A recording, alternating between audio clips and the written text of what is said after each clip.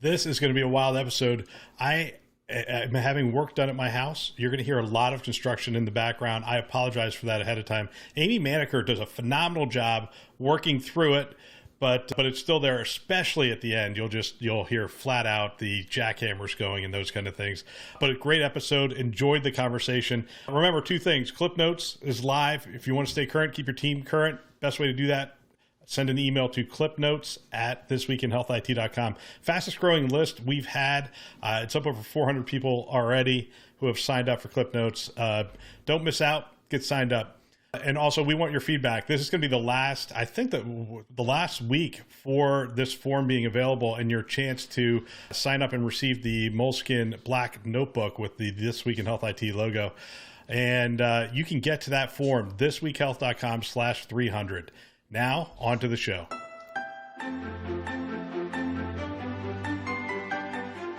Welcome to This Week in Health IT, where we amplify great thinking to propel healthcare forward. My name is Bill Russell, Healthcare CIO coach and creator of This Week in Health IT, a set of podcasts, videos, and collaboration events dedicated to developing the next generation of health leaders.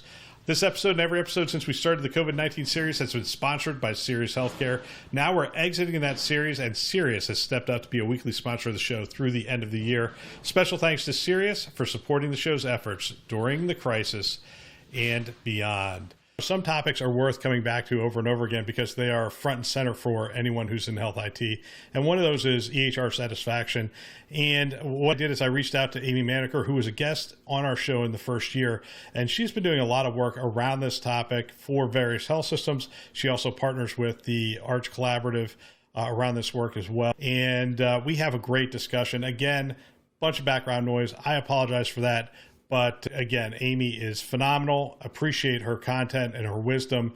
I hope you enjoy the show. This morning, we're joined by Amy Maneker, MD, experienced CMIO, product of Penn Medicine, University Hospitals in Ohio, Akron Children's, physician executive advisor to the Arch Collaborative, board certified in clinical informatics, and I'm sure a lot more. Past guest of the show. Welcome back to the show, Amy. It's great to have you back. Thanks, Bill. It's great to be back. It's been a while. So September of 2018, you were actually one of the guests on our first year of doing the show. What have you been up to?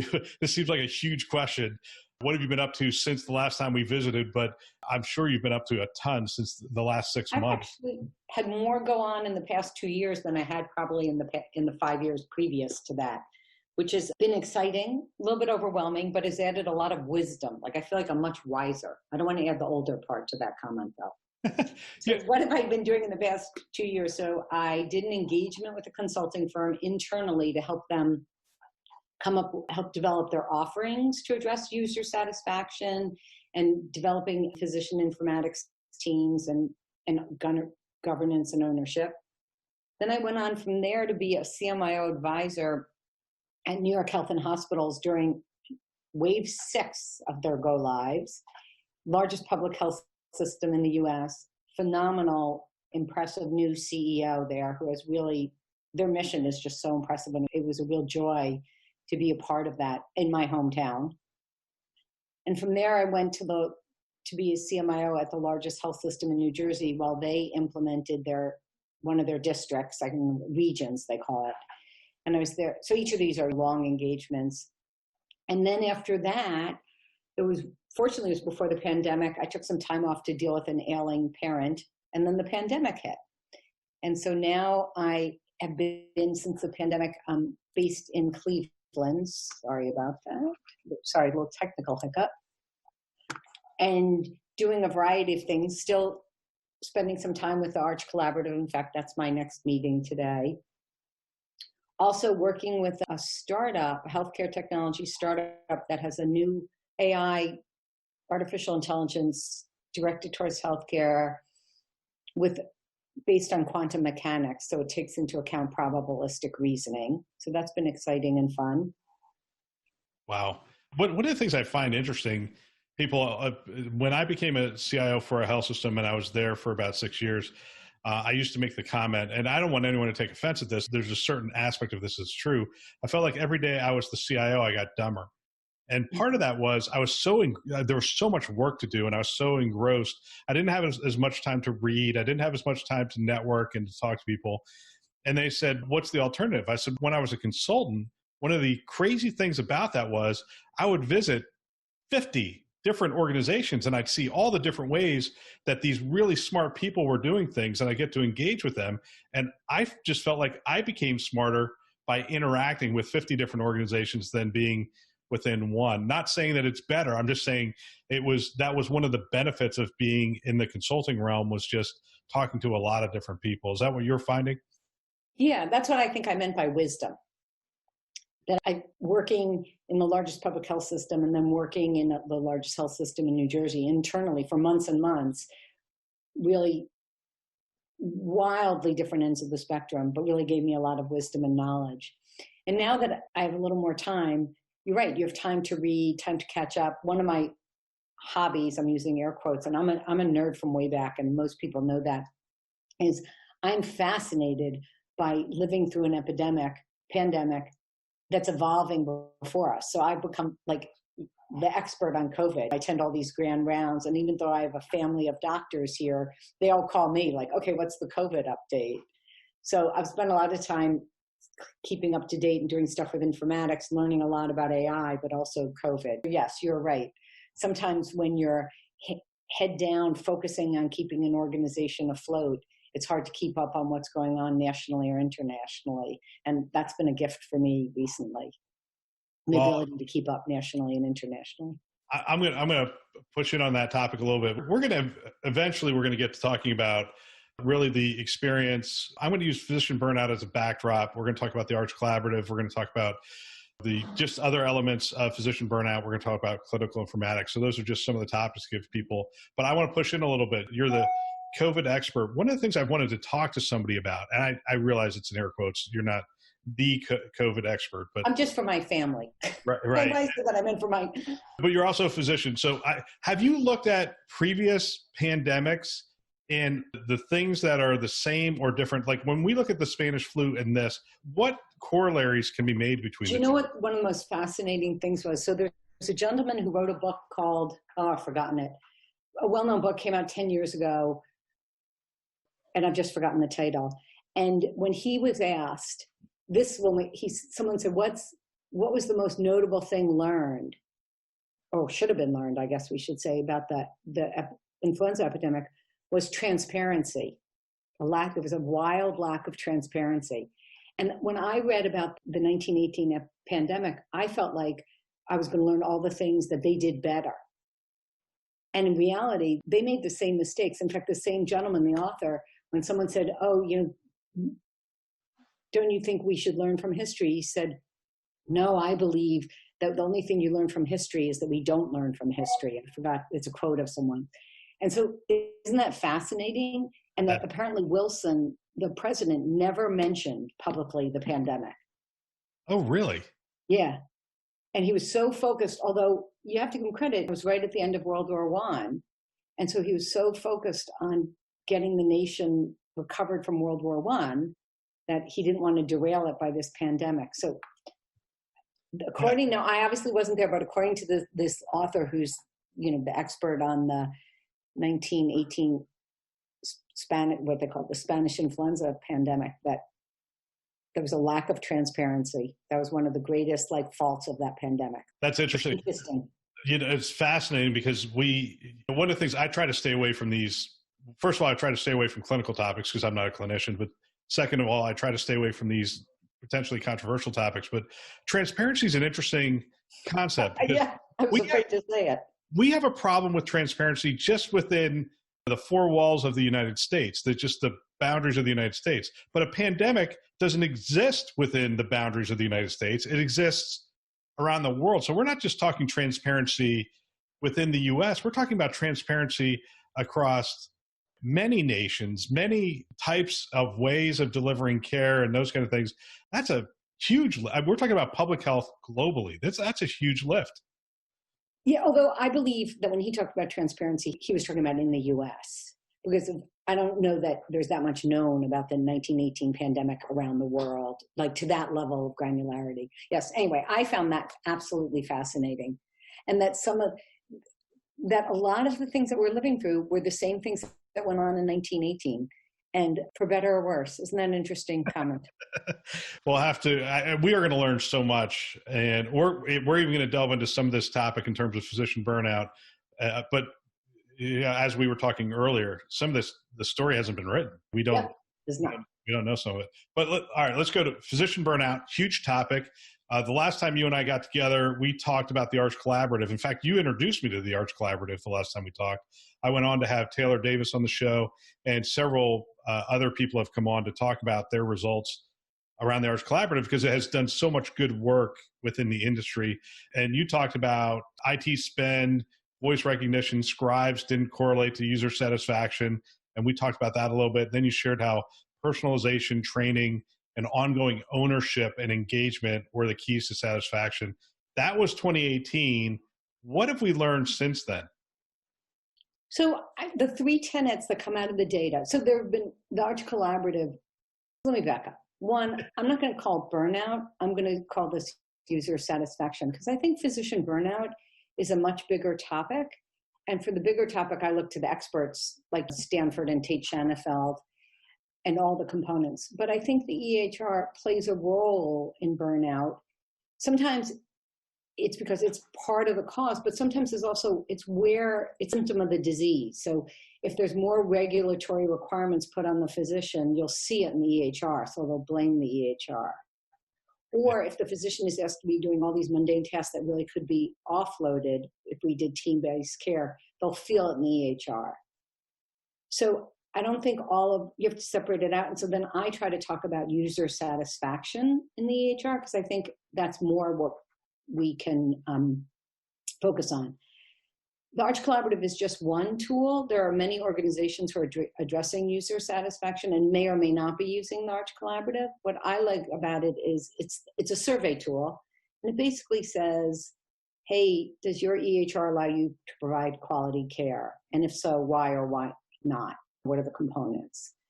And the three components, despite more data than 2 years ago, much more data, still hold true: training/education, personalization, and what I call shared ownership. They have different terms for it. I think it's mastery. Let's see, I'll get you the exact terms they use. That might help. It's strong user mastery, shared ownership, and EHR meets unique user needs. So strong user mastery is education and training, shared ownership is ownership and engagement, and EHR meets unique user needs is personalization.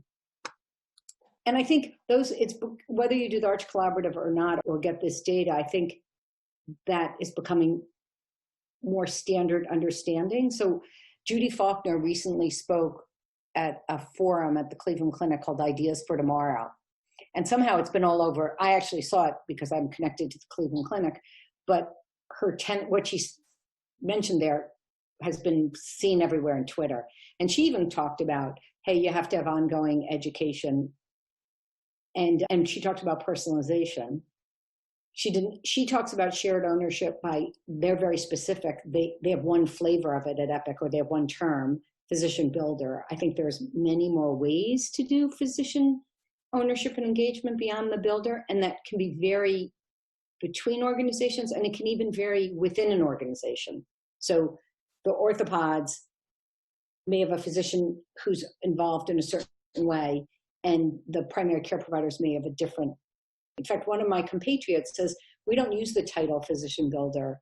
If we call it EMR director, one of the tools they can use is being a builder. Interesting. So that's what's going on with the Arch Collaborative. They've more data, but it's still holding true. It's those three tenets. Yeah, so I want to break those tenets down a little bit. And this isn't just Epic. This is any EHR. The Arch Collaborative covers, and it's interesting. So when we talk about personalization, here's my quick story on this. We do an EMR implementation. We have a bunch of physicians that love it, a bunch of physicians that hate it. And one of the stories is we sent a person to go elbow to elbow with a clinician who hated it. And it turned out he hadn't done any personalization.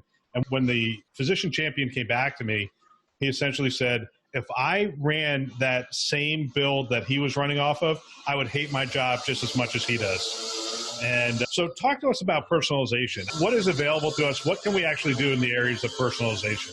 What you can do varies on what EMR you're on. But I think you're true. So you may have heard Taylor Davis will say, if I handed you your iPhone and they took away all the things you added to it or did to it, you wouldn't want it anymore. So I think some organizations have heard the value of personalization surrounding implementation. What I think we're missing is that it's never ending.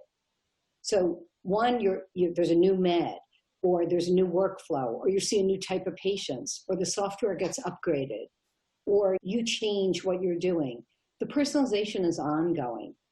And so I think many organizations realize the import of doing personalization at go live, but then they never touched it again. So that's a loss.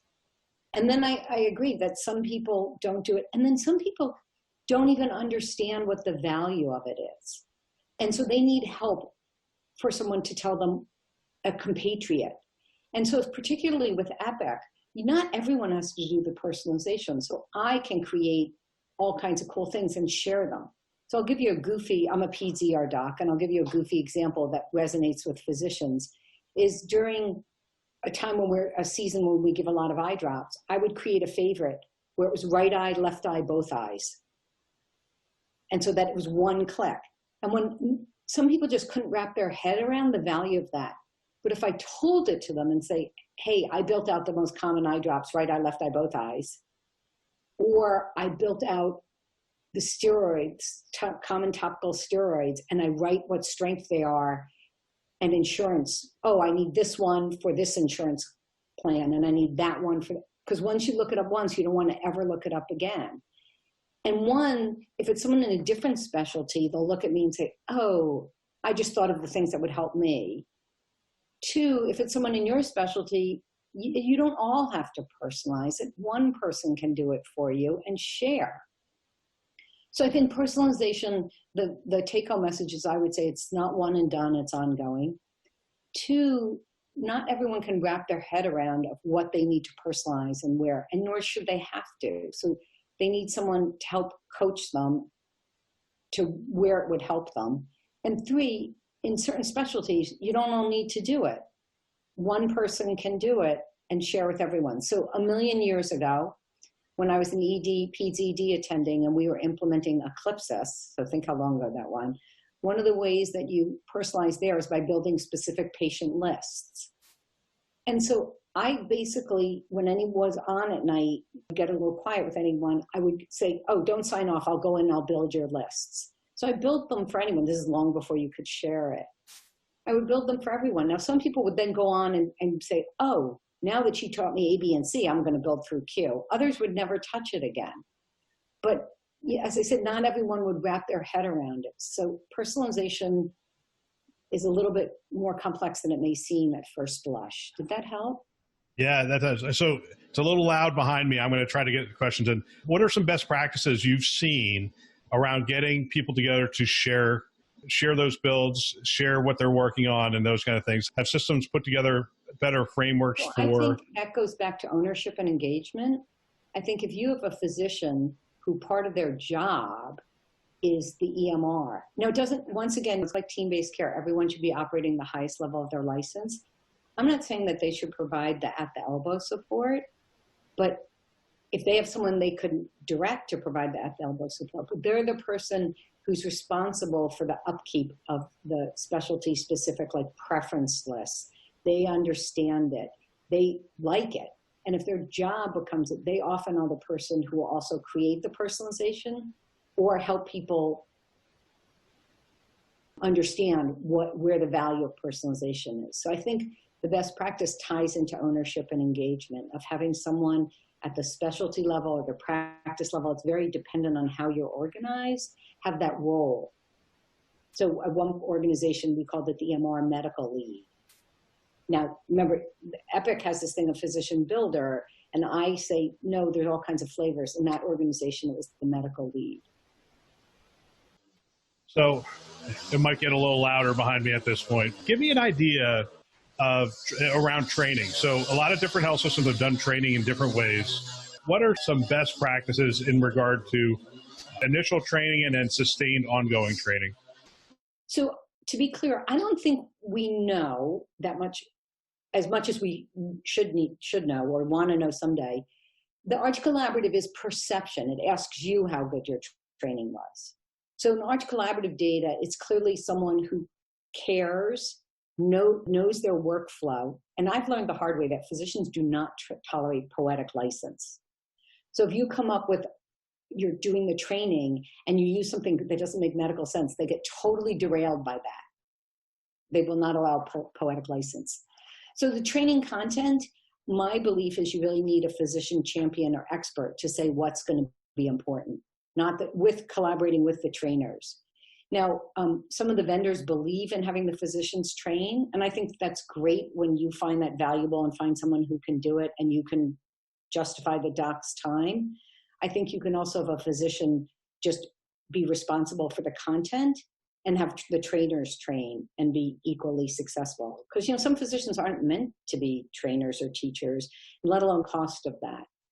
So that's training. And when I say training, I'm really talking about initial implementation. Education ongoing comes in all kinds of flavors. And I think it's probably varies by organization and how they're organized, configured. Are they independent docs, employed docs? Are they all at one site? Are they at 25 sites? But I think there's many ways to do that. And I personally think, once again, you need some physician owner who says, hey, this is what my people need to know. This is where they're struggling the most. My people in GI. And then have someone go out who can go out and do that. So have some at the elbow support and do that. There's been a lot of success with having training and ongoing training in the classroom. And you may have heard of, there's been a lot of success with what they call sprints. It started, or it got the term from University of Colorado, where they do very focused, they come in and do very focused at a specific group of people, a group of physicians. I think it's at the practice level, so specialty level. And they do some build cleanup and they come up with some specialty specific tools, but they do some very focused training. I think there's also been shown from the Arch Collaborative that ongoing, sometimes just having someone meet with the physicians when they're already meeting. So at their division meeting, their department meeting, and one, field some questions, like what are your pain points, and they'll come back, and also show them some things. So I think there's a lot of ways to do it, but I think the thing we've learned, I've been doing this a long time, and I think we all thought, oh, we did training and we never come back. I think what we've all learned is no. So in other industries, like if you're an engineer and you use CAD, computer assisted design, you get trained ongoing. My understanding is accountants get trained ongoing. I think we didn't realize that. And I think we also didn't, I'm going to use air quotes, budget for it. So that's resource intensive. And so I think a lot of organizations, we all didn't. Now a lot of organizations have started. There's these programs, a few people call them Home for Dinner. Yep. Kaiser started it years ago, Kaiser Northwest, where I forgot what they call it, where they take them off site to a resort kind of thing, and they have a physician teaching it, and it's a number of days. So it's very resource intensive, but they got a huge value from that. So I think none of us have planned for it initially, and we're all wrapping our heads around how's the best way to do that. And now some of the CEOs of the vendors now specifically say, hey, you need ongoing education.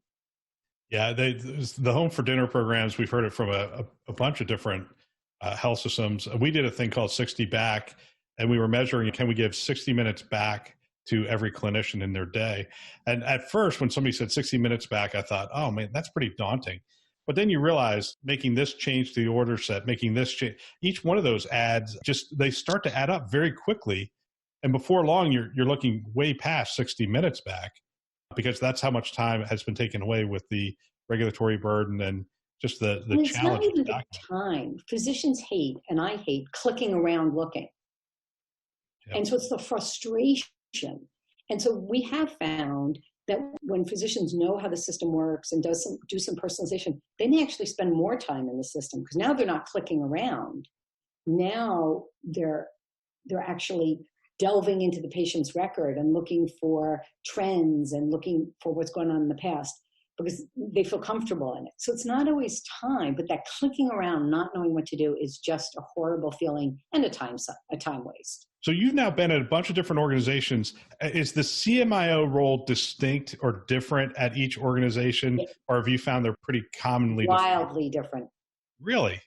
In what way?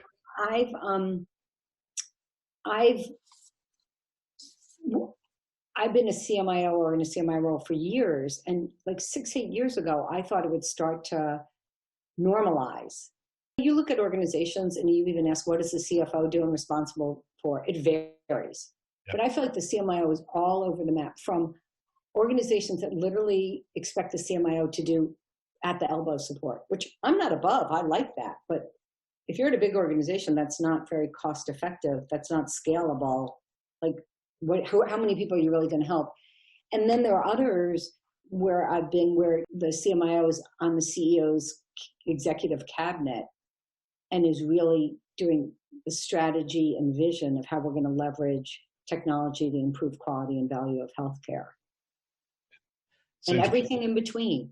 Yeah, and that's been my experience as well, is that when I talk to people, there's some CMIOs are just focused on the EMR.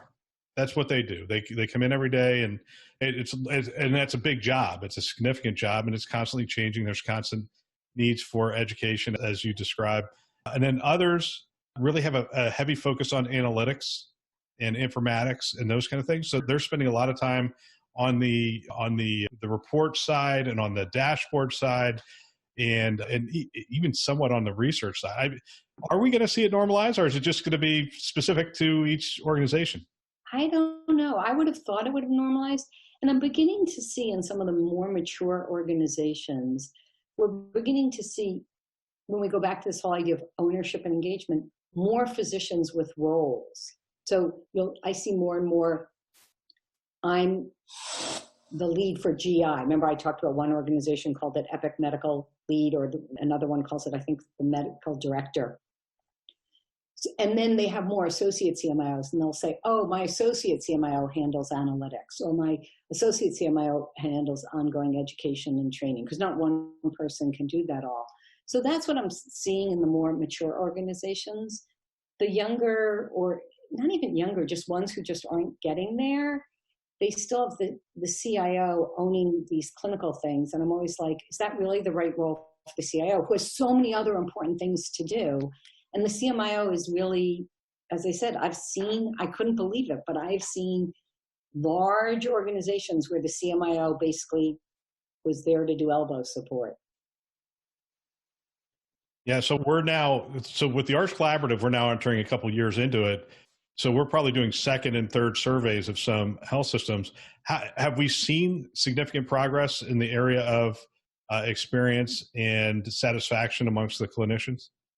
So they are resurveying, and so I do want to caution is we also hear a lot about over-surveying. And so there are many organizations who are very interested in all these parameters, but aren't participating in the Arch Collaborative, aren't resurveying.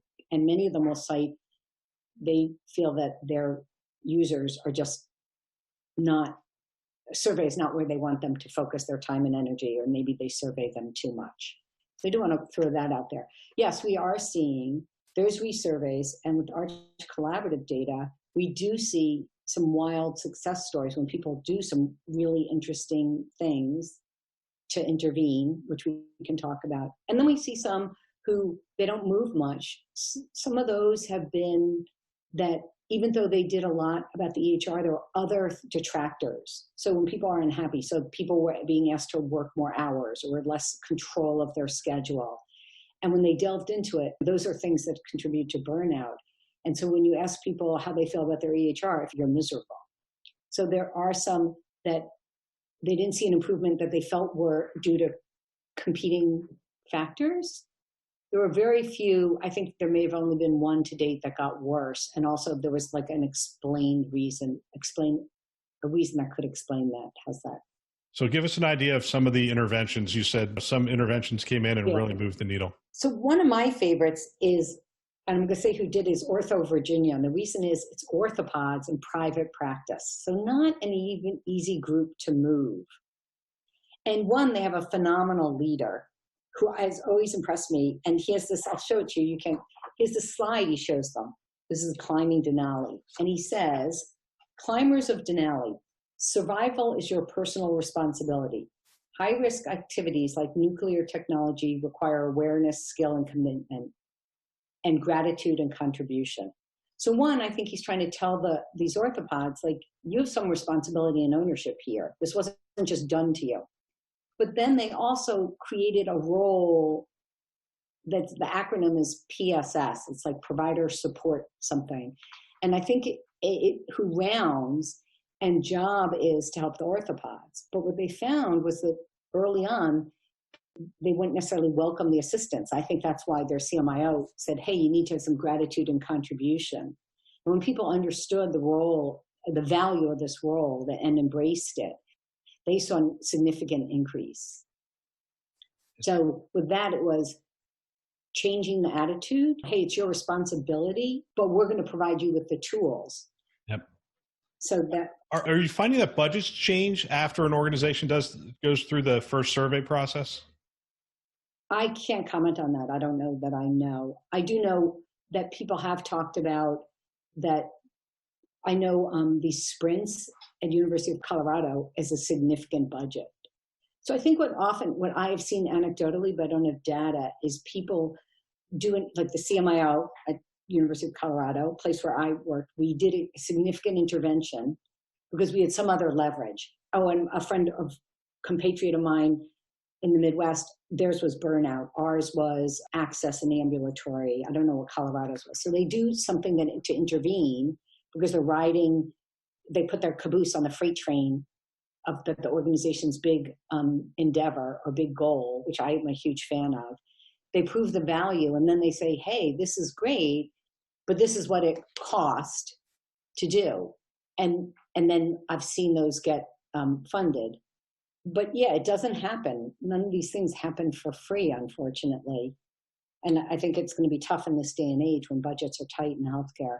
Did that make sense? Yeah, no, it makes sense. And I might end up doing a whole show on budgeting if I can find enough people to talk about it, because it's interesting, because off the air and email wise, it's probably the area I get the most questions.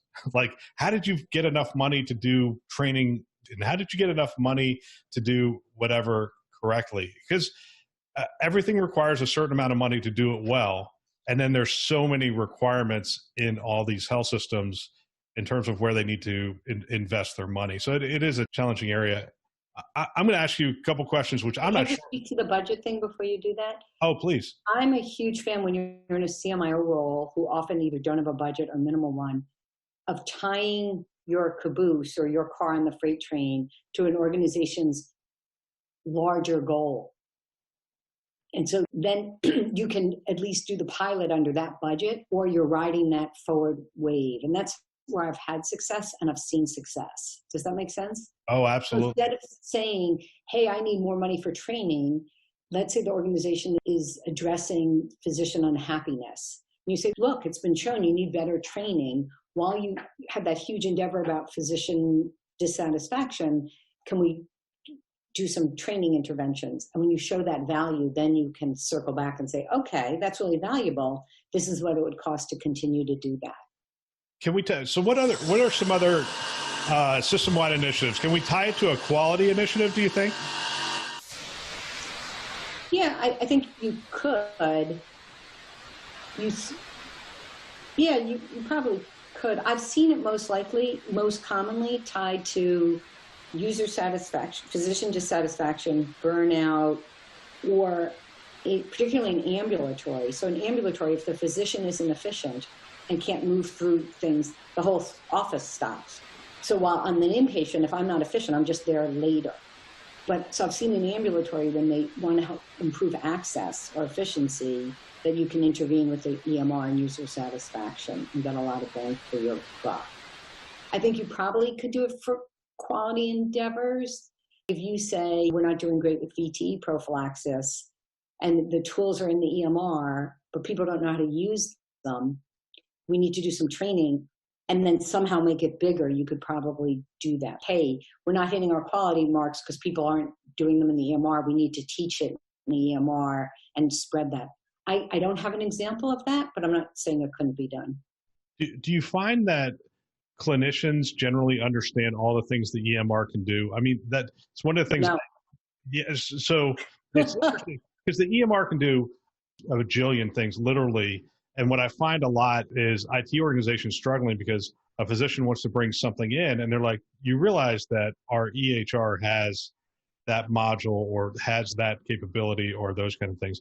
It is not uncommon that when people ask for an optimization, I'm using air quotes.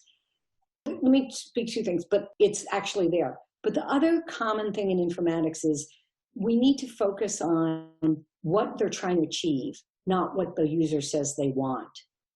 Because what they says they want is not necessarily the best way to achieve it, or the software isn't going to do it, or that's not really what they want. So someone recently said on a podcast, let the experts do their job. It's like, get the CMIO, get the physician informaticist in there in the conversation. So you can say, this guy says, I want, and I can give a great example of this. I want something, and they're like, what are you trying to achieve? We can do it this way. So yes, we commonly see that what someone wants in an optimization, it may even be there, but then if you say to them, what are you trying to achieve? The way to achieve it is there. So Amy, we had a discussion earlier about what are some of the priorities, what are some of the things that CMIOs are focused in on right now? And what are some of those things that you think are critical that CMIOs should be focused in on? I think there are some big regulatory changes coming down the pike that I think are going to blindside many CMIOs because of, through no fault of their own, they were dealing with COVID for 6 months. And now all of a sudden we're looking right in the eye of some big regulatory changes. Top of mind for me is information blocking related to the 21st Century Cures Act. That's one component, which theoretically goes into effect November 2nd. And in some ways that is no big deal. It's just some changes on your release rules. But I think it's a really big deal, I suspect, because one, it's how you interpret the laws and the exceptions. So there's 7, I think, exceptions. And it'd be interesting to see organizations interpret it. And so you probably need to get legal and compliance and whoever involved. And then there's going to be a change management component. So if our patients are now getting our notes, our labs, radiology, pathology, the way to handle that is to have what I used to say when we first did release is have a different conversation in the exam room. So not only does everyone need to be familiar with it, so even the nurse needs to know the patient's going to get these results. And then say, hey, your results are going to come back as soon as they're finalized. If you don't want to see them before talking to the doctor, wait for the doctor to call. Like, that's a reasonable plan. So one, there's, I think, a significant education and change management. So there's interpretation, there's configuration, which I think is the least of it. And then there's probably a lot of education and change management. The other area? The other thing that's top of mind is that as of January 2021, the E&M codes change, and they have a significant impact. You can make them I think they should have a much bigger impact than you can get by with just teaching people. But in reality, now all of a sudden, the E&M codes are not based on history and physical. They're either based on time or they're based on the number of problems addressed, amount of data reviewed, and risks and complications. Well, that's a huge benefit to the physician, isn't it?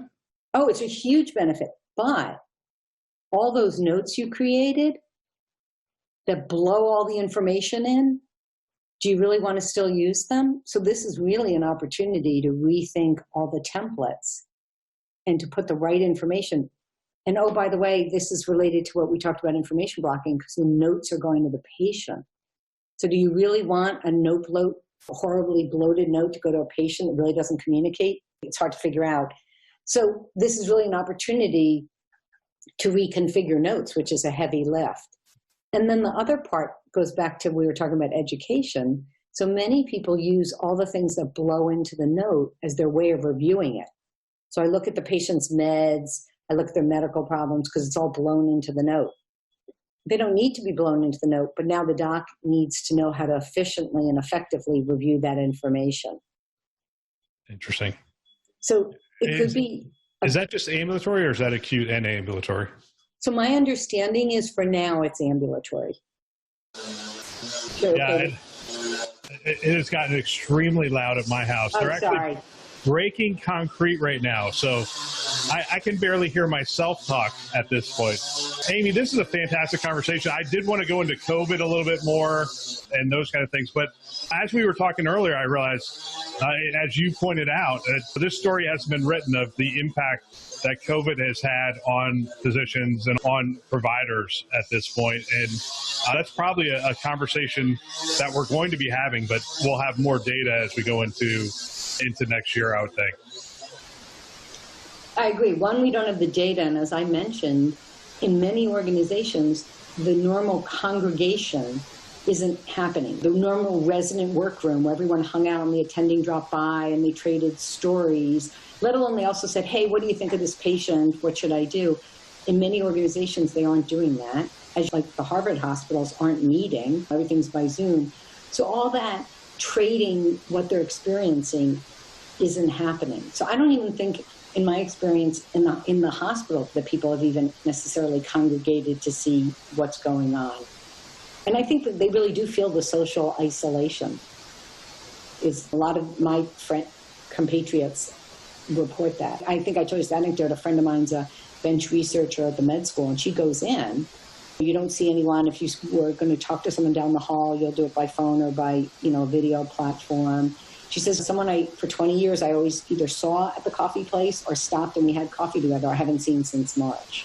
So I think we don't know, even with our own organizations, what's going on with everyone and how everyone's faring. Yeah, absolutely. So, Amy, thanks again for stopping in on the show. I really appreciate as you say, your growing wisdom as you get out there. And I hope to visit with you again next year as you get out there. You're a CMIO essentially for hire at this point. Yeah, I'd be happy to be a CMIO for hire. I'm also doing consulting and in my finger or lots of irons in the fire, working on stuff related to informatics and my areas of expertise, which is really fun.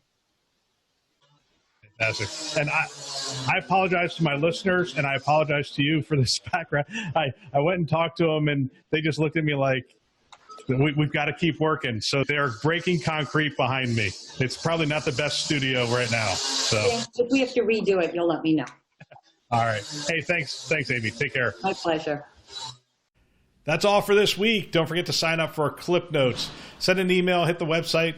We want to make you and your system more productive. Special thanks to our sponsors, our channel sponsors, VMware, Starbridge Advisors, Galen Healthcare, HealthLyrics, Sirius Healthcare, Pro Talent Advisors, Health Next, and our newest channel sponsor, McAfee Solutions, for choosing to invest in developing the next generation of health leaders. This show is a production of This Week in Health IT. For more great content, you check out our website, thisweekhealth.com, or the YouTube channel.